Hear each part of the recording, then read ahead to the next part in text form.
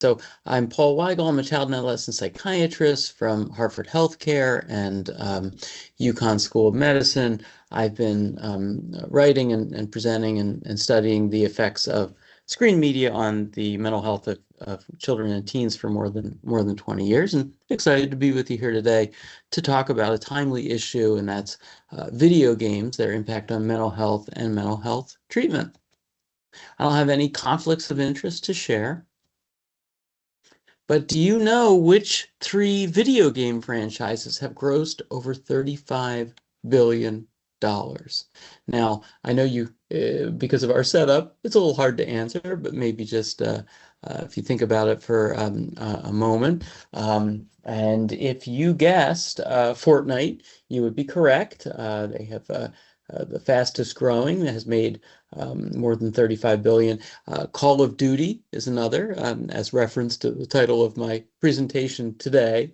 But by far, the biggest franchise, which has made more than the other two together, is Pokemon. So big business video games, especially certain franchises. My plan for the next hour is to talk a little bit about what are typical habits for young people, and then describe why video games can be so engaging for those who play them and maybe play them excessively. And then I'm going to talk about benefits to health and mental health of gaming, negative effects, as well as gaming disorder or addictive video gaming habits. And then how we as clinicians can respond and best help our patients. So I did project this earlier, but this is the QR code for the survey. But I'm going to actually stop my screen now and take a look at your answers. Here goes. All right, so I'm just going to refresh here. And we'll take a look at what your answers have been.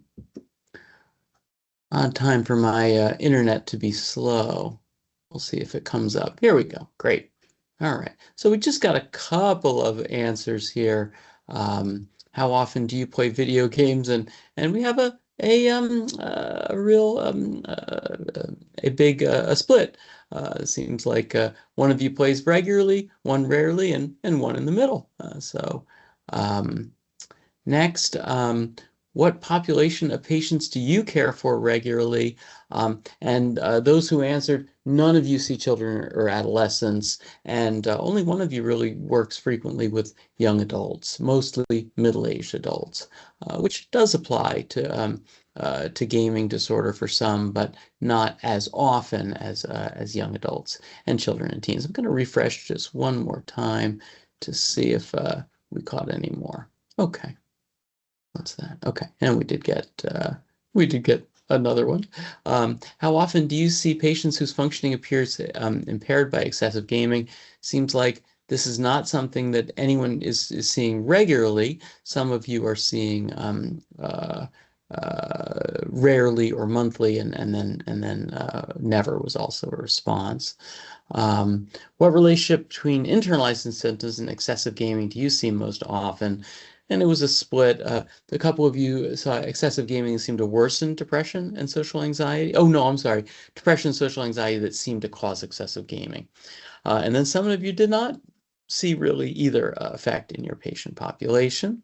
How often have you observed cases of excessive gaming appears to constitute a behavioral addiction? Again, it's a split here. Some of you really are not seeing that at all. Those of you are seeing it rarely.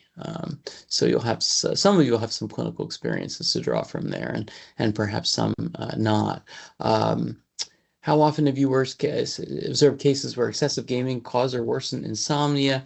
And an interesting split here with someone saying they never see it, and then someone seeing it a lot in their practice, but the most common response being rarely. And how often have you observed cases in which excessive gaming seemed to impair attention or academic achievement? Not very much. Sounds like some of you are seeing it sometime, rarely, I should say. And how often do you see youth who act out aggressively when parents tell them to stop playing video games. Only one of you has really seen this at all. Not surprising, seeing that those who answered the survey don't work with kids and teens. And how often do you make recommendations about your patient's gaming? Never. All right. So to some of you, it seems this will be a sort of a new topic. All right, well, let's talk video games. I wonder how many of you remember this one. This is, in fact, Pong, which was released in 1972, and a crude affair by today's standards. It's supposed to be a representation of ping pong, but it was such a mega hit that its creator, Atari, launched the first home video game console 6 years later. And since that time, roughly every 6 years or so, video games have evolved, roughly doubling in their the size of the memory required to run a game. Because of the shrinking of the microtransistor and advancements in computer technology. Dr. Weigel, I Yeah. am so sorry, but we lost your screen again. We don't see your Oh, slides. yeah. Thank you. I'm glad you let me know. Sorry about that. Yeah. It was visual, so I'm glad you let me know. All right, now, so do you see them? Oh, I'm going to swap. Do you see them now, Darcy? Yep, they keep going out. There we go. Great. I Okay. see them now. All right. We'll catch right up again. So the way that we can kind of see this visually is by our friend Mario, who, has really evolved from a blotchy mess to having some definition to being a 3D rendered image that was basic and to having much more texture to it. And when we look at contemporary games like The Last of Us, it can be hard to tell if we're looking at a painting, a photo, or a still shot of video game play sometimes. Um, but of course, video games have become complex in many different ways, not just the graphics, but in how they're played, and have also increased their ability to engage players and keep players engaged. And one measure of that is the video gaming industry, which has doubled and redoubled. So from 1991, it was a paltry $12 billion a year, tripled by 2001, doubled again by 2013, doubled again by 2022, and is projected to double again in the next 3 years. And so when we look at where the money is coming from, the big story recently is this blue section here, which again, before 2000 was zero, but this is the mobile phone market, has now accounts for more than half of video game sales. So games have, of course, become faster and more engaging, but also are shifting to online. Many games, of course, can't even be played without an internet connection. And even those that are played single player often use online features to keep updating the game and making it better. Applying patches, make it more engaging or maybe habit forming. I mentioned that smartphone games are an increasing part of the market, but games are also cheaper in a way. The entry point for games like Fortnite is zero. So it's not like the old model where you'd buy the game and then you'd own the game. Instead, there's a very low entry point, or many games are for free, like Fortnite. And then as you get into playing them, they try to sell you little things in the game to make you advance faster or to make the game more enjoyable. And these microtransactions have really sort of taken over as the model for making money in the gaming industry. So how much time are young people actually spending playing video games? Well, we have better data for kids and teens than we do for young adults.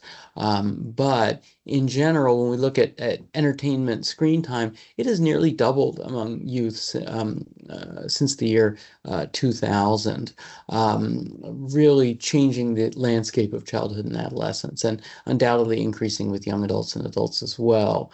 But maybe the most important period of change was between 2010 and 2019 because of three factors.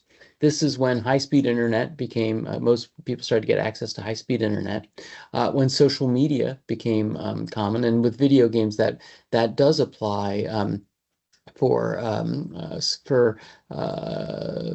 platforms such as Discord, where young people they'll talk or communicate while they're playing the game, for example.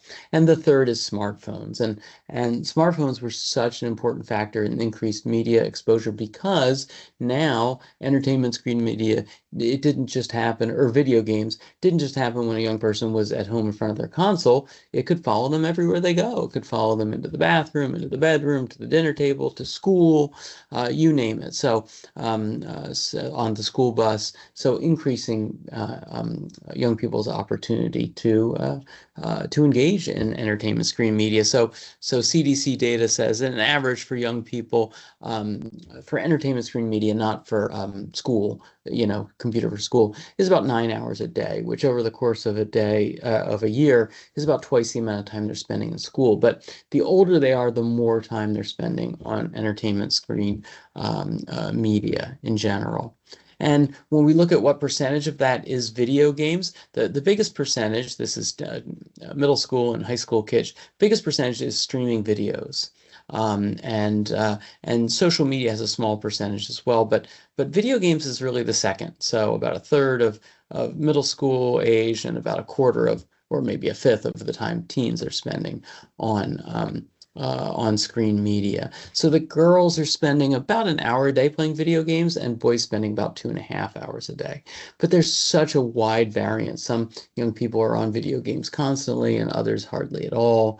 Low and middle income young people are spending more time than high income, and some data shows that Hispanic youth are spending the most time on video games, followed by Black youth, who spend more time than white and Asian. But this is a little bit of an underestimation, because a lot of times when young people are streaming videos, what they're really engaging with video game content, right? Because they're looking at videos of video game play.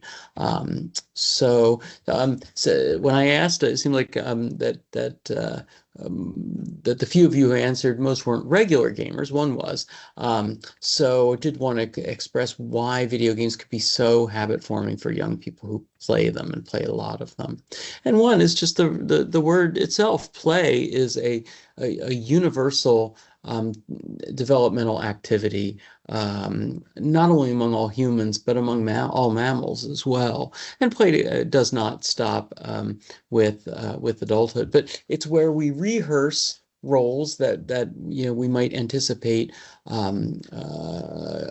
having to go through at a future date. So and we might be practicing certain skills, motor skills or others, while we're doing it. So when we think of imaginative play, boys have been playing at killing each other since the beginning of time. And we think about Red Ralphie, who in the Christmas Story wanted his Red Ryder BB gun. Why did he want that? So he could pretend to be a gunslinger and pretend to engage in violence. But these days, kids are much more likely to jump on a game like Grand Theft Auto or Fortnite, because it does the heavy lifting of imagination for kids, and it provides a realistic or very enjoyable facsimile of what real world violence is like. Video games are also sort of the ultimate form of escapism for a lot of young people. The patients that I meet who spend the most time gaming are often those who feel like they're not particularly successful in their regular lives. I'm no good at real life, is something one kid told me once. He said, but I am good at video games. And of course, in the video game world, the player, it takes on an incredible amount of importance. You're the main character. You're the might be the one saving the world, or but video games really take and they're so engaging that it doesn't that young people don't really have there's not a lot of room while you're playing games to think about your real world problems. So video games are wonderful escapism. Video games also meet psychological needs we all have. Of course, we have physical needs, but we also have psychological needs. And according to self-determination theory, those are autonomy, competence, and relatedness. And video games are very good at meeting these needs, especially in the short term. autonomy is the need we have to control the course of our lives. And of course, during most of the day, kids and adults are mostly told where to go and what to do with work or school. But in the video, and even when engaging in forms of recreation that are more traditional, like watching a TV show, let's say you're watching a video, you do have a lot of choice about what video you choose. But once you press play, you don't really have any choice over how the video goes. You can stop and pick another one. But in the video game world, not only are there just as many choices for games to engage in, but millions literally, but also when players are playing the game, they have an immense amount of control over their actions. A lot of these games like Grand Theft Auto have a virtual world that you can explore, and you can do, you can go different places, you could take on different challenges. You can determine what strategies you're going to use to overcome those challenges. Are you a good guy or a bad guy? Are you going to succeed or fail? It's all in the hands of the player. And this here is an Xbox controller, which has about 20 inputs, and your average game player can do about 5 inputs per second, which means that over a course of 1 second, there's over 1 million different possibilities just to show what extreme lengths developers have gone through to give players an amazing sense of autonomy and control over the smallest, changes in the game. Video games also meet the need we have for competence, which is the need to feel effective in dealing with our environment, sort of the opposite of helplessness. And video games are very good at challenging players in a real way, where players need to focus fully to be successful. But if they do focus fully, they're likely going to be successful, and their skills are going to grow as they play the game. And this is a really, our brains are kind of built for this kind of mastery. And it's a very sort of reinforcing place to be. And so when you reach level 100 in Candy Crush or win your first game of Fortnite, you really feel like you've accomplished something, even though perhaps you haven't really, moved towards any real world goals. But video games make players feel competent. Video games also meet players' needs for relatedness. That's our need for social connection. And you would think the last thing that someone is doing while they're playing a video game is being socially connected or feeling that way. But studies show that interacting with video game characters, this isn't real other people playing the game, this is just computer-controlled characters, players feel less lonely than if they were watching a show or reading a book, seemingly because of the interactive nature. It feels like you're with someone else even when you're not. And of course, many modern games like Fortnite instantly introduce players to dozens or even hundreds of other players who either want to cooperate with them to reach mutual goals if they're on the same team, or compete with them to reach those goals if they're on opposing teams. And if you're the only kid at the lunch table who isn't playing Fortnite, you might really feel left out. So in a lot of ways, video games do meet our need for relatedness or social connection, at least in the short term. I often get a question about why it is that boys play so much more games than girls, which is a pretty consistent finding. Although girls do regularly play video games, boys play about twice as much or even more. And we don't really know the answer to this, but I think the best theory I've seen is that video games are very good at simulating contests. Right? And boys' play tends to be around competence, right? Who's the best, who's the fastest, who's the strongest, and competing with one another. And video games are really good at simulating that. Girls' play does tend to be around relationships more, and video games they can simulate that to some degree, but not as well as, for example, social media or just being together in person, of course. So video games maybe meet this, they align with boys' play a little bit better than they do girls' play. So playing video games can be kind of hard to stop. And when you play, sometimes among gamers, the time just goes by. And that's because in part, playing video games forms what psychologists call a compulsion loop. And what that means is that when you're playing a game, you're actually it's a little bit like work. You're actually trying to reach goals. Okay. And as you play, you might be trying to reach a number of different goals, like, for instance, gaining a level in the game or getting enough in-game currency to buy a new weapon, let's say. And you're actually trying to reach a number of them at the same time. But as you play, you can pretty much rely on after you play for a certain period, let's say half hour or an hour, you're going to achieve that goal, right? You're going to gain an in-game level. And when you do, you're rewarded with new content, like new abilities, or you get this new weapon or whatever. And you might think in some ways you set out with a goal, you achieve your goal. Well, now's a good time to stop, like in most activities. But in video game, again, you've just been awarded this new content.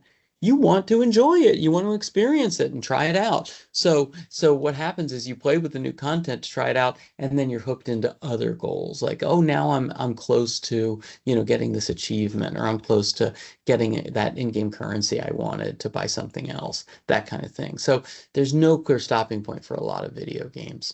It's also really important to understand the concept of flow as it pertains to video games. Now, flow is a mental state in which you are fully engaged in what you're doing.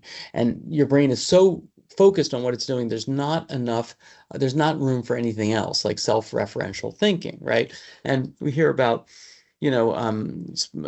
athletes who are in the zone, and that's sort of a representation of flow, or artists who talk about getting their best work done when they're in this flow. And video games are really unique in their ability to put players in the state of flow and keep them there.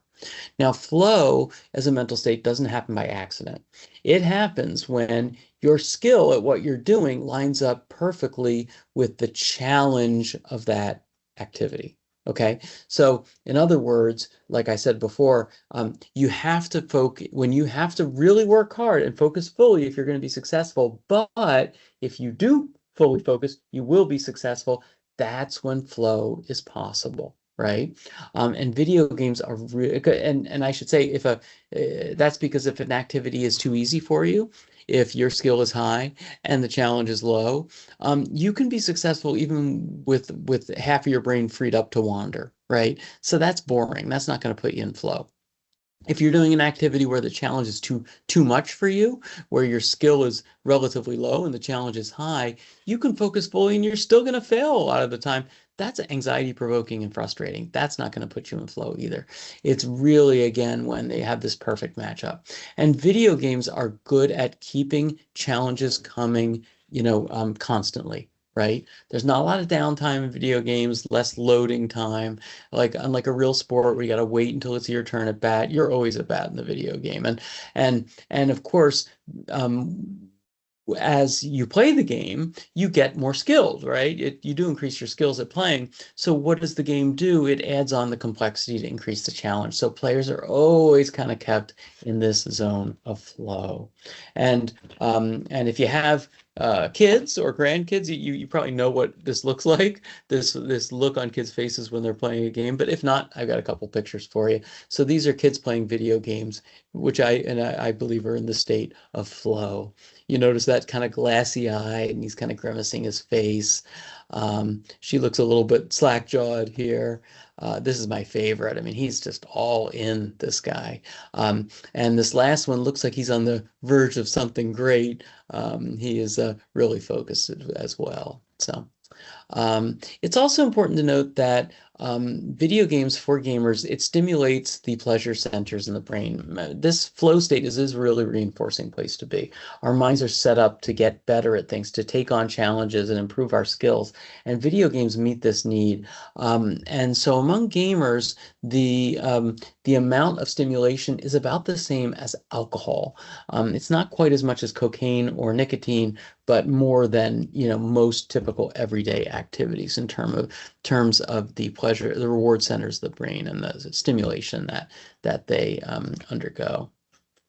And of course, games are this engaging precisely because they're designed to be, right? Again, this is a $200 billion a year industry, and the money is going into making games that get players to play and keep them playing as much as possible, right? And there's a whole field of behavioral psychology that looks at tricks to do just that, keep engagement, like the random reinforcement, and continuous reinforcement. Random reinforcement meaning that you might get like, well, I'll talk about that. Continuous reinforcement is what I mentioned before, that if you play a video game for about an hour, you're probably going to gain a level, or you're going to get a certain degree of currency that you can use to buy something like that. Random reinforcement is more like a slot machine, right? Where you don't know, you might get nothing, you might hit it big. And the ultimate expression of that, and it's true in all video games, like you might get a treasure chest and you don't know what's inside, but the ultimate expression are these loot boxes or loot crates, they're called. These are very, very popular in video games right now. One recent study found that 2/3 of the top 100 mobile games or phone games used loot boxes, and oftentimes you can buy it with real world money, but you also can win them, with success in the game. And when you open one of these loot boxes, you have no idea. You're probably going to get something relatively mundane or a minor, different option or upgrade, but you might get something that is only there in 1 in 1 million. The only 1 in 1 million players gets access to. You might get something that can be sold for real world money, even thousands of dollars. So legally, or this does meet the legal definition of gambling, but it is not considered gambling in the United States. So kids do have access to games with these loot boxes, although in many countries in Europe they are illegal, and kids can't have access to them.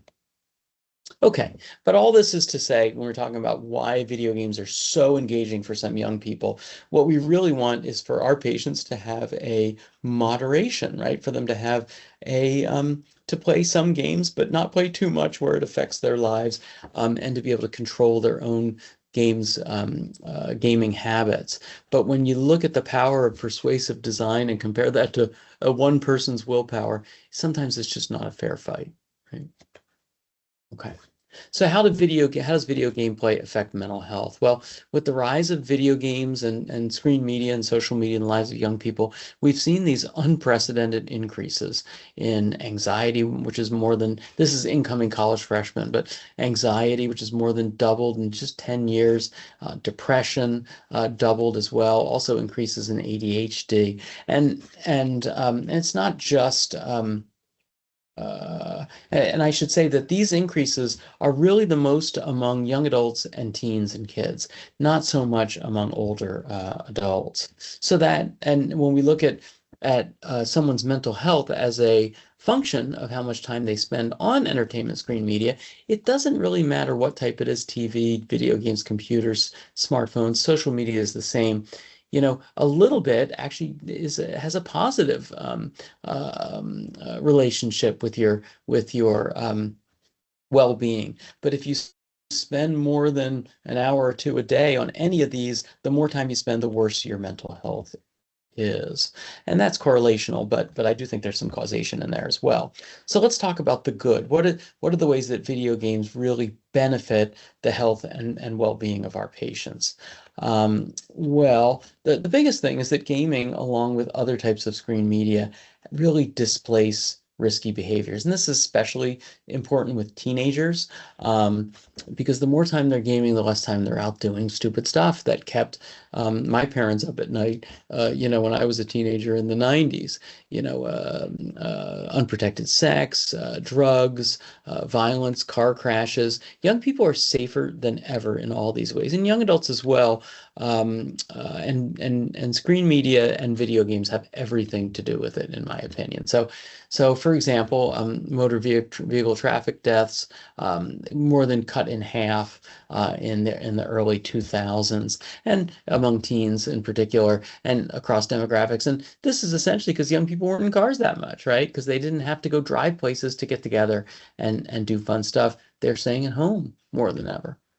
When we look at accidental injury, if we look at males aged 10 to 29, just plummeted. This is hospitalizations for accidental injury since the year 2000, with the rise of screen media and video games, to the year 2018, more than cut in half. Right? Young men and boys are not out doing dumb stuff that gets them hurt, and similar decreases among females. But interestingly, among adults, we haven't seen that change. This little crook here is the pandemic, so we can kind of count that out. But and among people my age, it's actually increased for some reason. So young people are safer in that way. They might be doing risky stuff on the video games, but less likely to get hurt. And we've seen big decreases in violent crime with all the concern about the effects of violent video games. With the rise of violent video games in the young people, we're seeing less violent crime committed by youth than ever before. And it's sort of followed this steady decline. So young people may be shooting each other on Fortnite or Call of Duty, but less and less in the real world. And we've also seen these remarkable decreases in drug and alcohol use. This is from the first column is the year 2001, the second is 2022. And alcohol use among 8th graders is just, plummeted. Among 12th graders, significant decreases as well. Opioid use among 12th graders just plummeted, as did cocaine use. And the biggest decreases were actually in nicotine before the vaping craze kind of plateaued it. I don't have the data here, but cannabis use, even cannabis use has decreased despite the concerns about legalization. So young people may be addicted to drugs and alcohol, but less, they may be addicted more to their phones or their games, but less and less to drugs and alcohol. And we've seen remarkable decreases in teen pregnancies. And this is because young people are just not having sex. They're delaying, they're waiting until they're older. They may be looking at porn or they may be sending each other pictures online, but less and less are young people getting pregnant. And this is, of course, all this data I've told you is correlational. So you could say, it could be due to a lot of things. And without going into it too much, I believe strongly that the biggest change in the lives of young people in the last 20 years has been the fact that they're on screen media with most of their free time, and video games is a big part of that. And other factors have been ruled out to my satisfaction, like changes in the economy, the COVID, homework, like concern about school shootings. None of it really pans out like the relationship with screen media. So I think that the screen media has everything to do with these changes. Also, when people are playing video games, they're actually learning. Just checking to make sure that's not from you guys. Nope. They're actually learning. Their brains are training. You're not doing nothing. Your brain is very active, and video games are very good at teaching certain abilities and skills. And the most obvious, perhaps, is eye-hand coordination. Gamers are better at it than non-gamers, and non-gamers can improve with practice. But did you know that gamers also have better vision than non-gamers? They have better detail resolution, and they have better contrast sensitivity. So which one of these circles is a different color than the other? Gamers can do this much more quickly and much more accurately. And in case you're wondering, it's this one in the top right. Also, gamers are better at mental rotation. So if you look at this number 1, is that the same as A, B, or C if you mentally rotate it? Gamers, again, are better at this than the rest of us, and the rest of us can improve if we practice playing video games. And if you think you have the answer, number 1 is actually the same as A if rotated. Gamers are better at tracking multiple objects on the periphery of their vision. They're better at multitasking. Multitasking is really a terrible cognitive strategy, and it really is more to do with rapidly switching back from one to another. But gamers are actually better at it than the rest of us. And gamers also have been shown to have better working memory. So if they're trying to memorize a telephone number, or they can memorize more digits than non-gamers. They have better visual attention. This is the Stroop test. So you're supposed to go through and say not what the word says, but the color of the font. So blue, green, red, purple. Gamers are much better at this than the rest of us. So what does this mean in the real world? So gamers do have they are training skills, but it's not really clear what the utility of that is in real life. So one thing you could think of, well, they're better at multitasking and vision and eye-hand coordination, and that there must be better drivers. There is actually data that they are more skilled drivers than the rest of us. However, gamers are actually less safe drivers than the rest of us. And this is even controlling for sort of risk-taking as a temperamental trait, gamers take risks on the roads that non-gamers do not. And my theory about this is that when you're playing a video games reward risk-taking, right? And if you and the penalties for failure are not that high, right? So if you crash your game in Grand Theft Auto, if you crash your car rather in Grand Theft Auto, you can get a new one in a moment. But if you crash your game in the your car in the real world, then not so much. So gamers are actually less safe drivers. So not really clear what the utility of these skills are. One you may have heard of the only FDA approved video game for the treatment of ADHD. It's called Endeavor, and it tries to take advantage of this by training focus in its players. And so you're supposed to, it's FDA approved for ADHD, aged 8 to 12, and they're supposed to play it almost a half hour every day, 5 days a week for a month. And I'll skip to the chase. I don't think it actually works because the way that they showed that it was effective was not that teachers said the kids were doing better or their parents were, but they did better on this computerized test of attention called the test of variables of attention, which is a commonly used test, except that the test of variables of attention is a lot like the video game. So it almost seems like this treatment really more teaches to the test rather than necessarily causes changes that are going to help kids' real world functioning. I mentioned how games can be a social medium as well. But the kind of superpower of video games is their power to distract us. As I mentioned before, to put players in the state of flow where they don't really notice much of what else is going on. And that can be a huge problem. But during medical procedures or recovering from an operation, it's been shown to be very, very powerful and effective. Kids do better with this than if they are taking a benzodiazepine or hypnotherapy is used. And for me personally, I did want to share how this powerful distraction was a really positive force in my life. And this is what AI thinks I look like, apparently, thinks I'm better looking. But about 10 years ago, I was playing video games too much, and I would play late into the night and wouldn't get enough sleep. Because a very common, issue with gamers is that the time flies and you don't notice what the time is. So you might intend to turn the game off at 10 p.m., but come 1 a.m., you're still playing.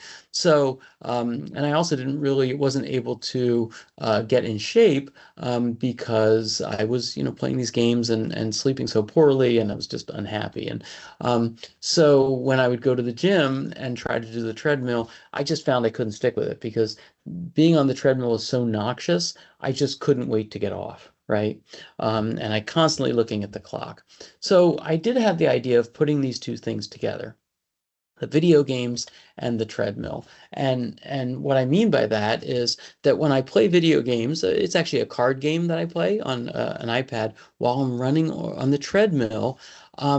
It puts me in the state of flow where I don't notice what distress my body is in, right? This whole thing with the time just going by and me not noticing the time is a bad thing at midnight. It's a wonderful thing when I'm on the treadmill. So I can stay on the treadmill for hours when I'm doing this. And I've been able to parlay that into, running marathons and other such real world running events. So the power of distraction of video games can be really wonderful.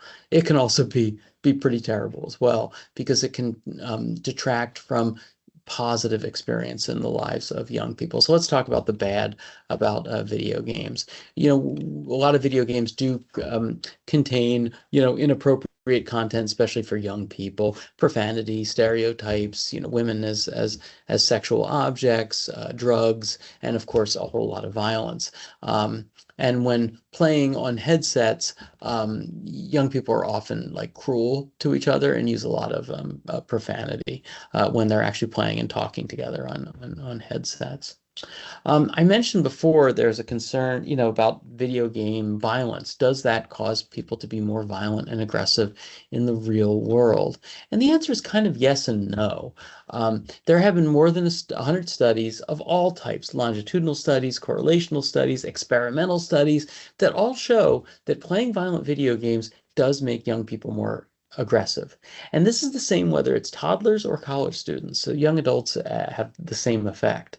And now I said aggressive, not violent, because it's really hard to study violence. It's hard to do a study that makes someone then go punch someone, but act aggressively, that's easier to study. And violent games make people more aggressive. In the short term and long term, they desensitize to violence, they increase aggressive thoughts, they increase aggressive behaviors, and they decrease pro-social thoughts and behaviors. That said, the effect size is pretty small. Okay, so about 0.15, that's about half the effect of like an antidepressant for depression, which isn't really that great to begin with. So, um, so statistically significant? Absolutely. Clinically significant? Nah, maybe not. So violent video games are not going to make a well-adjusted person into like a killer, right? But if that is a big continuum, is it going to move them a little bit along the line on that continuum? Probably yes. But the biggest negative effect of video games on health is crowding out healthy habits. And a big factor of this is social deprivation. The more time young people are spending on screen media in general, the less time they are spending with their peers in real world social interactions. This is the amount of time that people are socializing outside of school. And we can see that among 15 to 24-year-olds, it has just plummeted. And almost it is really like a quarter of what it was around 2000. And that in-person socializing is strongly protective for mental health in a way that socializing via social media or video games is not. So a huge effect on mental health. But we've seen, and as we see, there is some socializing that happens when kids are playing video games and chatting on Discord or whatnot. But it is different. There's no sort of face-to-face contact. So young people aren't learning those face-to-face social skills, turn taking and reading nonverbals. There is some cooperation that kids can learn from and young people can learn from playing video games, but the kind of self-governance that happens when young people get together in person and play a game doesn't happen in video games because the video games do all that for you. I mentioned online cruelty and bullying happens, on video games as well. Kids will act terrible to each other on Discord in a way that they would not in real life. And I say kids, it's young adults too, for sure. And why is that? Why would they do that? Well, one, they're kind of unsupervised, right? So when kids are together in the real world, usually there's an adult keeping an eye on them, but when they're playing video games, often not so much. And there's an anonymity that comes with playing video games online, and people will be cruel if they think they can get away with it. And in the video game world, they can. They can be terrible, and they're not going to face those people, so they may not face consequences for it. Um, so um, Another big change in the lives of young people is that they're spending less time doing everything else besides screen media. We're talking hobbies, chores, employment. Studies show young people are spending less time with these than ever before. And these activities are also protective for mental health in a way that screen media is not. Here's an example of this. This is reading for pleasure, and this is the percentage of teenagers who have read 6 books in the last year. And when I was a kid, it was more than a third, but it's really plummeted to like one in, I don't know, 7 or so in recent years. So we've seen just an example of one of the many hobbies that does have value that has kind of gone away to give way for video games and other screen media.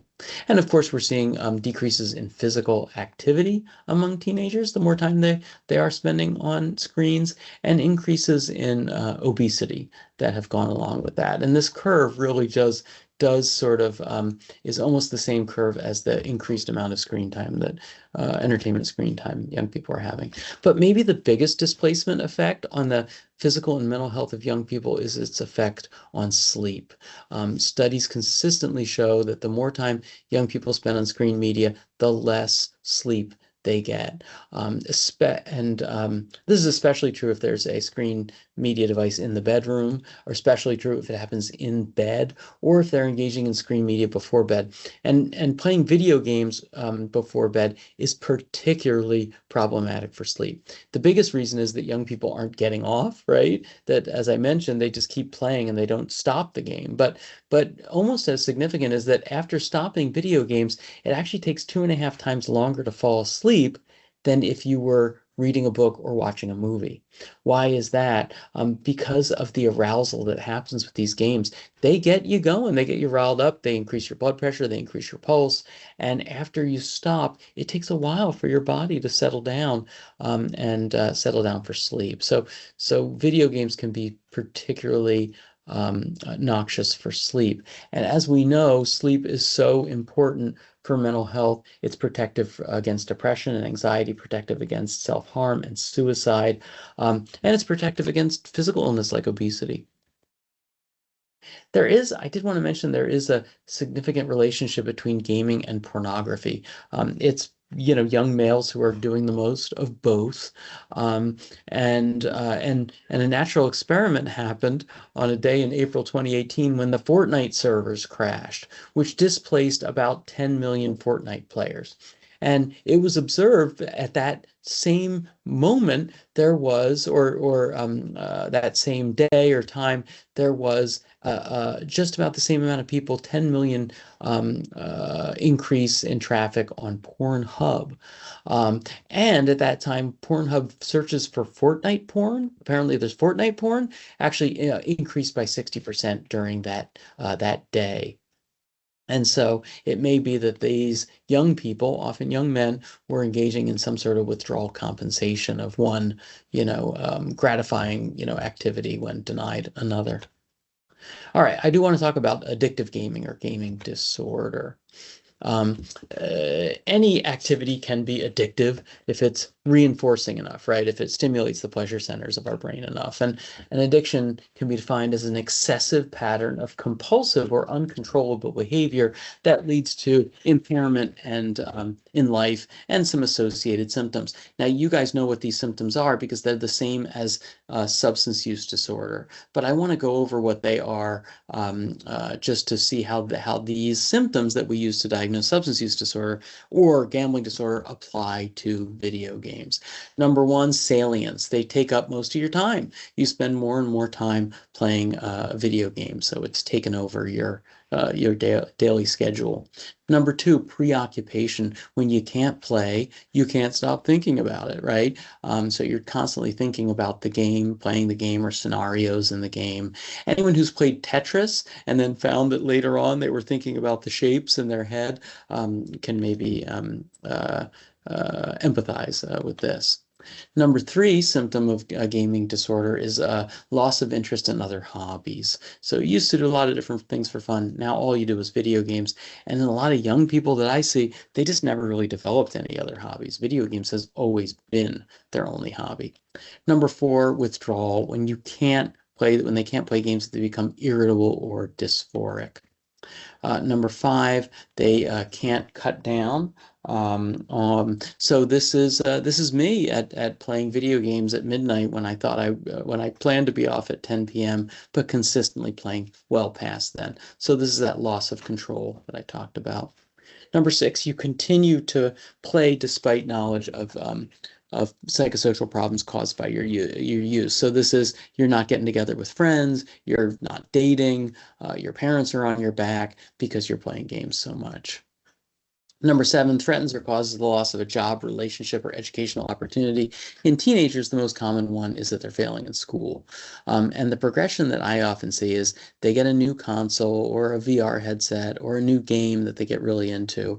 And for a while, they do okay in school, but they stop doing their homework and their sleep starts to get poor. And so over time, they start to do more poorly in school. They do okay in school for a while because while they're at school, they still do their work, right? There's no video games there because it's not so much the phone games that that people get addicted to. It's real more console or computer games. Anyway, they do okay at school for a while, but then they start to fail because they're not doing their homework and they're not sleeping at night. Then, after a while, they're waking up exhausted. They start to become depressed because they're failing in school, and because they're sleep deprived. And after a while, they're getting up in the morning. They're exhausted because they were up late at night playing games, and they pardon me. I'm just gonna silence that. Uh, or just let it ring. Um, and they and so what do they, and they're failing in school anyway, so they just start to refuse to go to school. And a lot of times the parents confront them at this point. This is the straw that broke the camel's back. They try to take the video game console away. The kid responds by physically threatening or by threatening suicide. And this is the crisis that often brings them into my care. Sorry, back to the symptoms of gaming disorder. Lies. Addicts lie. That's, often that's what they do. And when I meet with young people who spend excessive time playing video games, sorry, I'm just going to hang up here. What I typically, I'll typically ask young people, how much time do you spend playing video games? And they'll look at me with a straight face and say, oh, 1 or 2 hours. And then their parent, who's across the way, confronts them with the fact that it's really 10 times that. And usually when they're both in the room together, you can tell, the kid backs down. And number 9 is they play to alleviate negative mood. So this one is not as strongly correlated with gaming disorder as the other symptoms, but it does have utility. My thought is that just like drinking, having a drink to calm your nerves, like to do that once in a while isn't necessarily mean that you're an addict. But if it's your only coping skill, that's when there's a problem. So play to alleviate negative mood is, if it's your only coping skill, that, yeah, again, that's when it's a sign you have a real problem. So again, use the same criteria essentially for diagnosing substance use disorder as you do gambling disorder or internet gaming disorder. But in the DSM, the big difference is the number of these extra symptoms you need, right? There were 9 of them. Substance use disorder requires 2 for mild substance use disorder. Gambling disorder requires 4 out of the 9 criteria, which corresponds to moderate substance use. And internet gaming disorder requires 5. So you can see that the makers of the DSM, they put a much higher criteria for this addiction to video games than they did for addiction to drugs and alcohol. If we required 5 out of 9 symptoms to diagnose substance use disorder, most people who currently meet criteria would not. Okay, so when you set this really high criteria for internet gaming disorder, about 1 or 2% of people meet criteria. More in East Asian countries, more among boys, more among young people than older adults. The ICD does have an official diagnosis of gaming disorder. It's a little more simple. It's a pattern of recurrent gaming behavior manifested by impaired control. Again, you can't stop. It takes precedence over daily interests and activities, and it causes impairment. So their definition is a little simpler. Biological changes. So there's no, we know that the brain does undergo changes that happen in addiction, right? And this is primarily changes that have to do with the reward pathways of the brain. And dozens of studies found that among video game addicts, they show the same or virtually the same structural changes in the brain and changes in brain function that gaming disorder does. And what often happens is that young people that they'll enter this state of sort of reward deficiency. What I mentioned is that basically the games are so reinforcing, they stimulate the reward centers of the brain so much that other things in life just don't compare, right? So just getting the last slice of pizza, for example, like normally that would be a nice hit, but the pleasure centers of gaming addicts' brain are so bombarded, with with the effect of games that like drug addicts, they just can't enjoy anything else until those kind of get reset. Gaming addicts also have impaired response inhibition. They have cognitive bias towards anything that has to do with video games, and executive dysfunction, which is very similar to substance use disorder, which has the same. and concerns that there are effects on attention span as well. Okay, so who gets addicted to video games? So when studies look at people, at teenagers who don't have gaming disorder at time A, but they do 2 years later, the ones who are most likely to get addicted are boys, those who spend a lot of time gaming to begin with, those who have poor social skills, like kids on the autism spectrum, those who are impulsive and have poor emotion regulation, like people with ADHD, and those who have family dysfunction or poor supervision. They're the most likely to get addicted to ADHD. I'm addicted to gaming. I mentioned that gaming meets psychological needs, autonomy, competence, and relatedness. And studies have found that in those who overengage, gaming addicts, it actually ends up being self-defeating or going the other way because gaming addicts feel less competent in real-world skills than their peers. They feel less control over their lives than their peers. And they feel less connected to their real world peers and they feel less meaning in life. So again, in those who play moderately, gaming can meet these needs, but in those who overengage, it can be counterproductive. Gaming disorder, there is overlap between gaming addicts and drug addicts and gambling addicts, but there's also differences. And it has to do in part with temperamental traits, two in particular. One thing that ties all addicts in common is sensation seeking. Those who are temperamentally high in sensation seeking are more likely to get addicted to drugs, alcohol, gambling, gaming. But the difference is in risk aversion. Risk aversion is another temperamental trait. And those who are low in risk aversion, right, they're more likely to have problems with drugs or alcohol. They took the risk to try these generally high risk activities, I suppose. But those who are those who are high in risk aversion are more likely to get involved in have a gaming disorder and get addicted to video games. What video games are addictive? I mentioned it's not so much the games played on tablet or console. It's more tablet or phone. It's more PC and console games. Oftentimes it's RPGs like Legend of Zelda, first-person shooters like Call of Duty or Fortnite, and real-time strategy games like League of Legends. And one thing that separates addicted gamers from their peers who play the same game is the reasons that they play. For example, gamers who play because they're, just to pass some time, or gamers who play to socialize are less likely to become addicted. Gamers who play for immersion, in other words, the total escape, or those who play for achievement, those who want to be the best, and that's really important to them, they're more likely to develop an addiction to video games.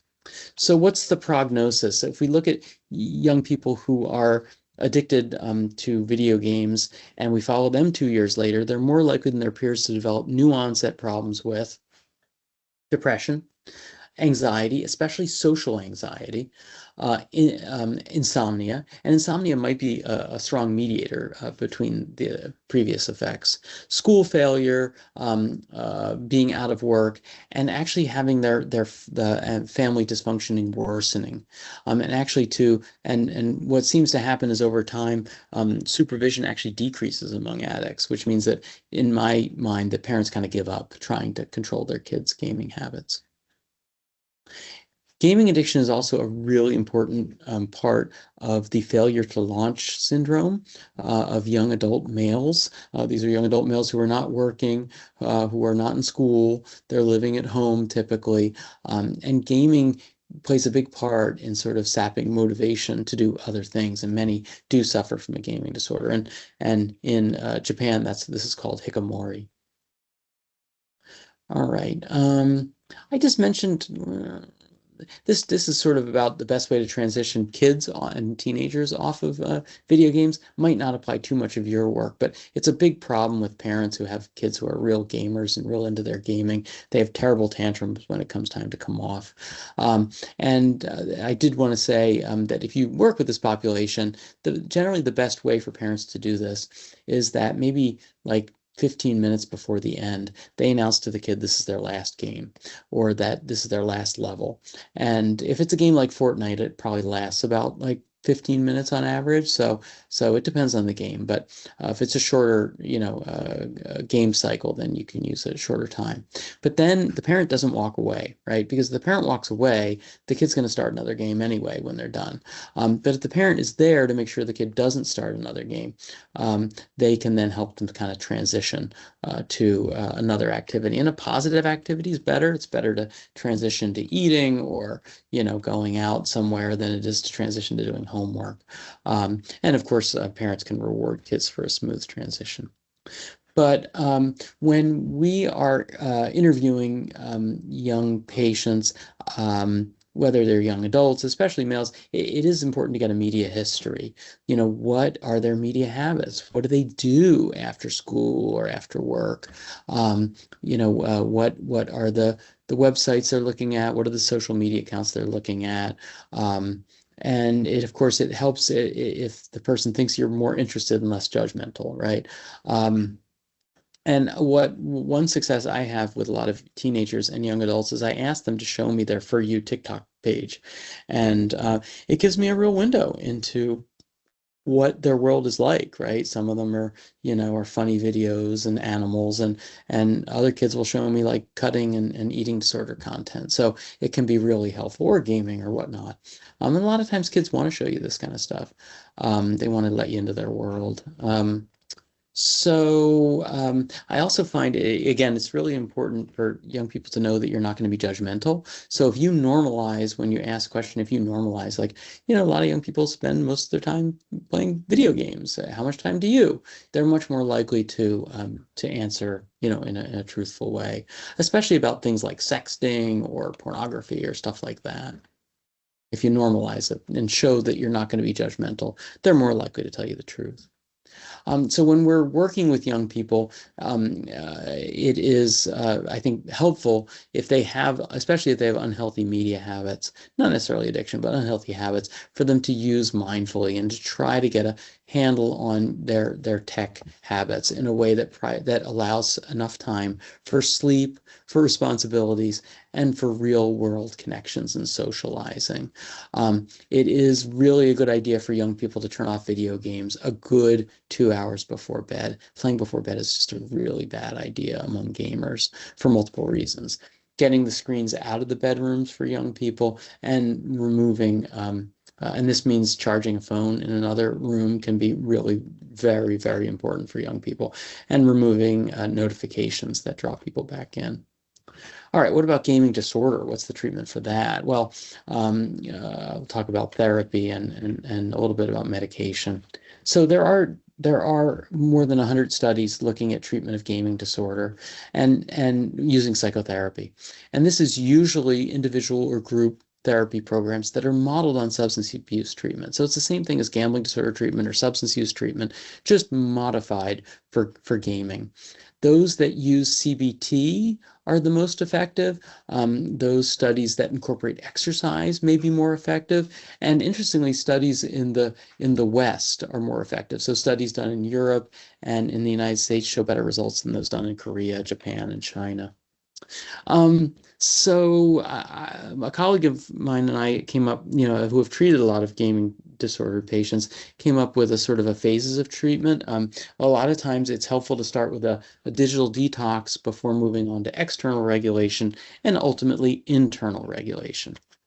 What do I mean? Well, digital detox is really just stopping the games completely. And this is a lot like a detox from drugs or alcohol. It gives the pleasure reward centers of the brain some time to reset. But how do you do it?